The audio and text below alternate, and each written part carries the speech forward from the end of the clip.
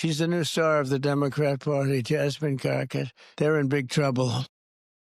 But you have this woman, Crockett. She's a very low IQ person. I watched her speak the other day. She's definitely a low IQ person. Crockett.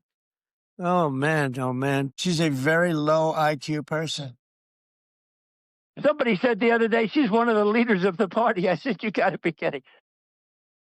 Now they're going to rely on Crockett. Crockett's going to bring them back. It's your boy, the Black Anglo-Saxon, and I'm back. We talking, as you can see, Jasmine Crockett. She on the docket for today. I wanted to have this conversation because I see a lot of dialogue around it, and the claims are already starting. And I think, for what it's worth, Jasmine Crockett shouldn't run. She should step down, and I'm gonna tell you why. Because on hand number one, you got a person who is going to run on what? Being against Donald Trump?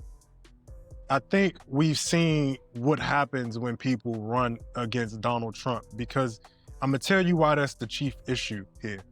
Because what has happened is Donald Trump has brought a lot of eyes to the political spectrum. So when you talk about and have all of these conversations about who's doing what, who's corrupt, who's fascist, who's not, you then put yourself in a position to also have to critique your own party. Because right now, and this is the same way Kamala Harris lost and a lot of other people will lose, if they have not paid attention to what Mamdani has done, and for what it's worth, the AOCs of the world, what people have to realize is that campaigning in a particular way is very important.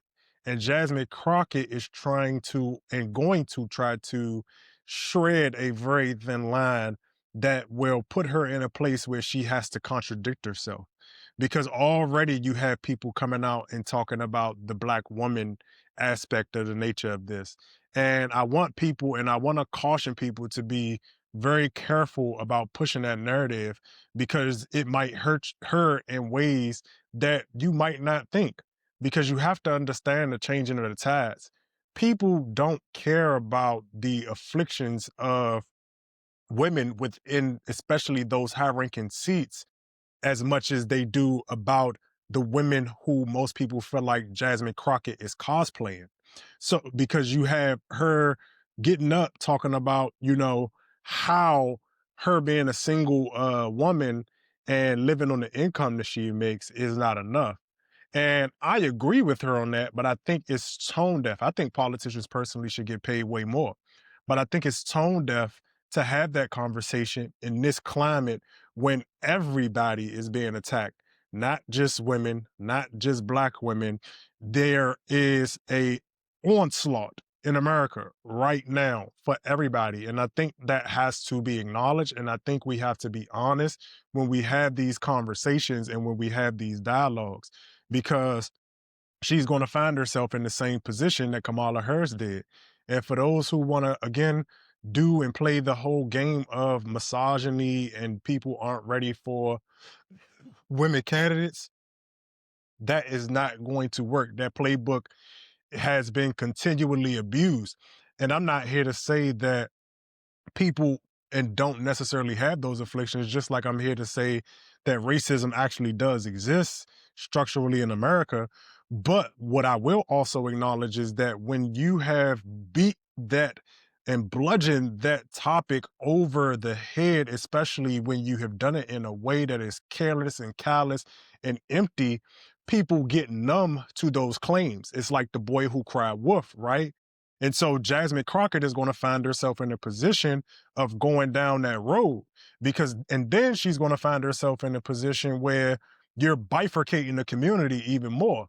And I think we as a community, and I'll keep this on Black people for this conversation, we've bifurcated ourselves in ways that I don't never think that we should have, especially because at its very, very height, Black people are and always will be and should be interdependent.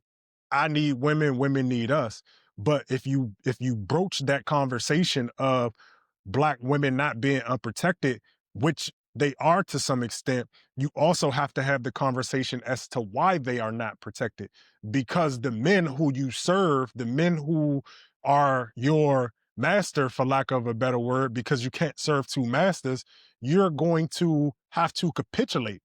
And what everybody has seen at this point is that the Republicans are bad. Donald Trump is bad, but the leadership of the Democratic Party is also bad. And then you also run up against this wall of actually being honest about the critiques and the slander that has come from and for you within your own party. And so there's all of these competing dynamics, but I want to caution people before y'all start doing it to hop on this people don't support black women candidates aren't necessarily encouraged. I think you all need to really be honest and start having honest conversations that Jasmine Crockett isn't a strong candidate, especially for a Senate seat. And I think that's obvious and apparent. And I'm going to bring in another video because I think the person who she's running against, you can see it clearly that it's completely different style of campaign and who it's campaigning for. These launch videos are highly important because it frames the whole campaign. You're going on an onslaught on Trump and you're going to try to use Trump, and people have become numb to Trump. People have become numb to the people who are critiquing Trump, because a lot of the people critiquing Trump aren't necessarily critiquing all different sides, and they still taking pots of money from the people who are the invisible hand behind Donald Trump. But here is her actual running, not mate, but opponent.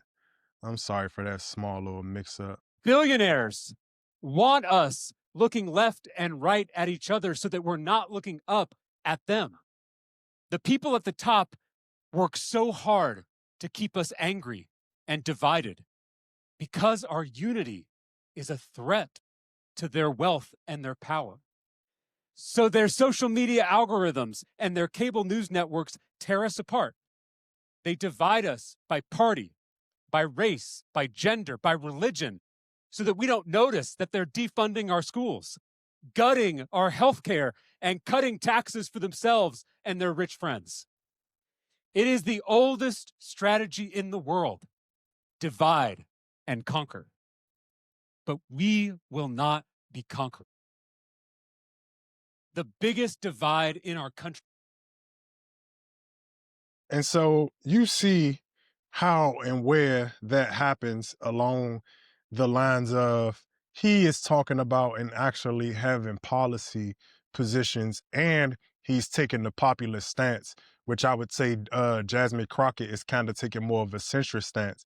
And I think that's going to be also the key difference in these campaigns, because I hear it now is that people are going to actually say, oh, well, you know, black or white men and propped up because they are whiteness, right? And in this particular case, you know, in some ways that may be true in the channels that he had to go through, but you also have to understand right here at this very moment, these campaign launches are completely different. And I would go as far as to say his is better than Jasmine Crockett's in the sense that you see the framing.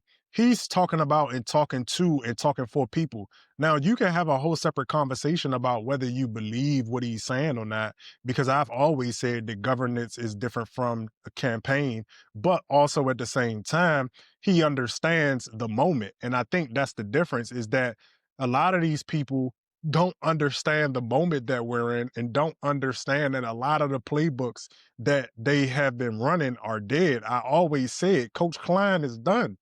The water boy is done, because what is happening is that you all have left open the door because you have tried to weaponize and use access and use proximity to whiteness to some extent. You have allowed them to, in a lot of ways, perpetuate and keep and maintain their power. I always say this is a revenge of the nerd situation, because for him, I can't necessarily speak to his intent, his motive. I don't know him, right? But what people have to realize is that you in this space and time and moment are going to have to be willing to call out all different sides and all different levels of corruption, because whether you like it or not, we're not going backwards. And people are now paying more attention, and people are not going to stop because Donald Trump has awakened people in that sense and awakened people in that way. And the multitude and levels of corruption, people are now aware. And so it's like, oh, cool. So Jasmine Crockett, it's cool what you talking, it's cool what you doing for entertainment standpoint, but what are you going to do about the antitrust issues? What are you going to do about the affordability issues? What are you going to do? And for those who say, oh, well, she's in Texas, I want everybody to understand that when you're a senator, everything you do when you are in that DC bubble at that high of a level, you are at the national level. Even though you may be in Texas, even though you may be in Ohio or wherever you are or wherever your seat is, these people move in packs. So what happens in one place, they might say, oh, you know what? We're going to take that plan, we're going to take that blueprint, and we're going to try to apply it over here. There are plenty of initiatives and programs that came from New York to DC. There are plenty of things that get shared amongst these people. So the argument that, oh, this isn't Texas, I want y'all to understand the DC bubble, the Beltway bubble, in the sense that that's the other thing. She is going off of talking points that come from the Beltway that might not necessarily resonate with people from the South, because people up here operate in completely different space, and it's somewhat delusional because there's so many safeguards in place. There's so many different veneers. It's like that movie, The Giver, you know, when they run past the edge and then they expose to all of the information, and over time they begin to see. So her talking points come straight out of DC, right? And on top of that, she's talking to a group of people who, she's in Texas. Texas people, for what it is worth, the whole swath of them are not in the same positionality as this small bubble, this power center, this money center.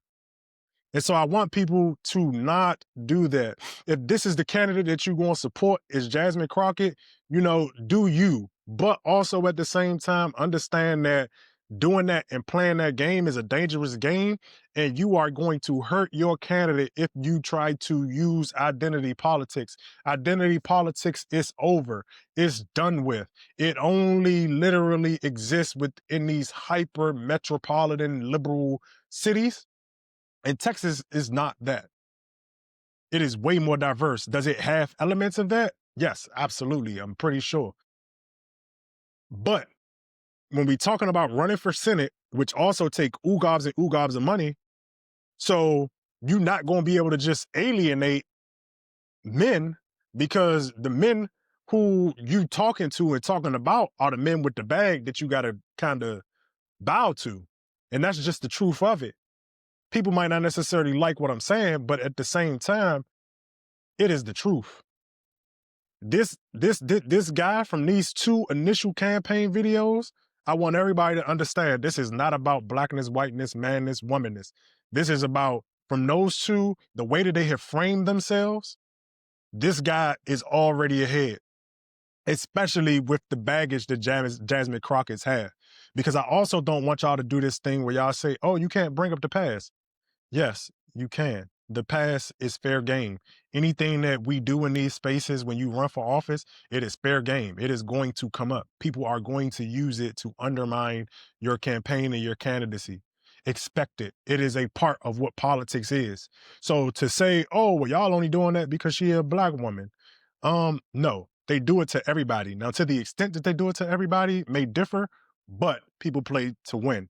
And don't fall into the trap that y'all did last time with Kamala Harris and all of these other candidates, because you're going to lose. But that's my take on it. Let me know what y'all think, and I will catch y'all later.